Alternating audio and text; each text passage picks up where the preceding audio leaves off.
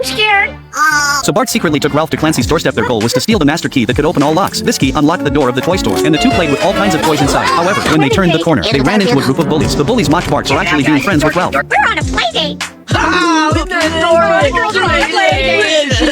Bart took out the master key to show them, and then the group began to discuss how to use the key. Bart led them to an abandoned prison, but Ralph was too scared to go in, so Bart took the key from Ralph's hand. They successfully opened the prison gate, but Ralph wanted to get his dad's key back. Nelson snatched the key from Bart. The bullies tossed the key around and started picking on Bart. Hey, come on. I thought we were friends. Yeah, well, I hope the irony's not lost on you, Simpson. Nelson punched Bart into a mud puddle, then threw the key into the prison. After that, the group left triumphantly. Ralph broke into the prison alone to look for the key. They finally found the spot where the key had been dropped, but unexpectedly, a mouse took the key away. The two chased the mouse up to the second floor, and then came to a special room. Bart opened the door, and inside there was an electric chair. Bart placed a doll on the electric chair, then went to pull the switch. It required inserting the key to activate the switch. The doll was struck by electricity in an instant and turned to ashes. Suddenly, the administrator's voice came. The two fled in a panic, forgetting to turn off the switch. The next day, the mayor decided to reopen the prison. Lisa hurried to deliver a message to the mayor, and she even brought a bazooka with her, but the bazooka was accidentally fired into Burns' office and ended up falling into Burns' pocket. In the end, the mayor was successfully rescued. That was really entertaining. How did you make that smoke? Yeah. That they can afford everything and realizes he will never be able to host such a party. Dad, I want to stop driving minicars at my next birthday. To the petting zoo.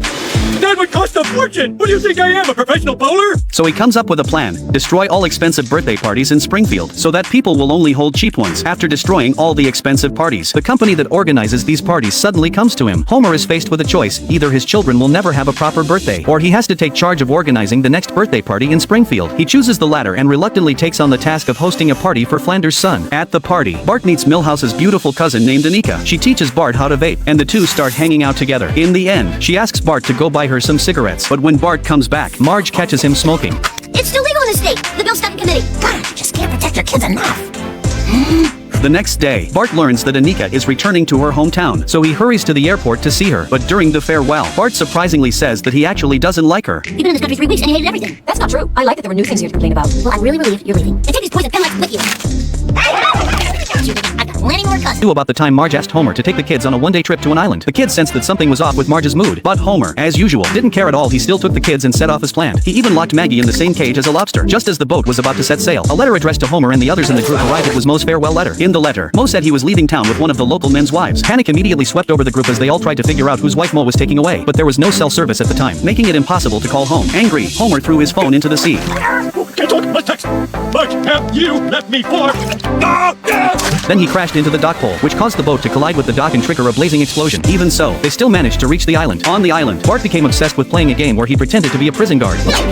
Meanwhile, Homer and the others kept guessing who Moe had run off with. At first, everyone was certain that it couldn't be their own wife until the others reminded Homer that he had the most problems in his marriage. Hearing this, Homer began to reflect on his past actions and slowly realized they might be right. Bart took the opportunity to steal Homer's money, only to lose it all to a fortune-telling machine. Now, Homer wasn't the only one filled with worry. Under the pastor's guidance, Apu also started to reflect and finally noticed the cracks in his own marriage. Homer even chimed in to add details that Apu had missed. Tell me! I was there when your wife got the most, being my usual ever-present self. Which only made Apu more anxious. Even the pastor suddenly recalled something. He remembered someone had once warned him about the hidden crisis in his own marriage, and it was right around that time that Moe had stepped in and had interactions with his wife. The group decided to rush back to town at once, and they finally made it home by dusk. When Homer saw Marge packing her things, he feared the worst, only to later find out she was just organizing her painting supplies. It turned out Marge had known the truth all along and had already forgiven him. When the pastor got home, he only saw a few suitcases. Just as he thought his wife had left him, she appeared and said she only wanted to take a trip together with him. As for Apu, things eventually took a turn for the better for him too. And the truth behind Moe's letter? He had never intended to steal anyone's wife. Writing the letter was just his way of helping everyone fix their marital relationships. Upon learning the truth, Homer felt both touched and angry.